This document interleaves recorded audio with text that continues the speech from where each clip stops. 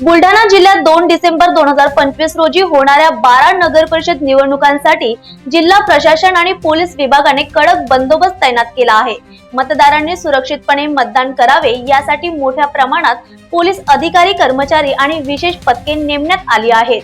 2 डिसेंबर 2025 रोजी बुलढाणा जिल्ह्यातील 12 नगर परिषदांच्या निवडणुकांसाठी राज्य निवडणूक आयोगाच्या निर्देशानुसार व्यापक पोलीस बंदोबस्ताची तयारी करण्यात आली आहे।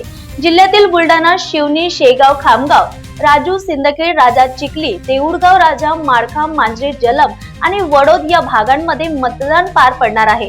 कायदा सुव्यवस्था अबाधित राहावी म्हणून मोठ्या प्रमाणात पोलीस यंत्रणा तैनात असून उपविभाग 2 आणि 5, पोलीस निरीक्षक 22, पोलीस अधिकारी 98, अंमलदार 1266, आरसीपीएफच्या 12 कंपन्या आणि होमगार्डचे 1400 जवान नियुक्त करण्यात आले आहेत। संवेदनशील केंद्रांवर अतिरिक्त पोलीस बंदोबस्त ठेवण्यात येणार असून गुन्हेगारी प्रवृत्ती असलेल्या व्यक्तींवर विशेष लक्ष ठेवण्याचे आदेश दिले आहेत।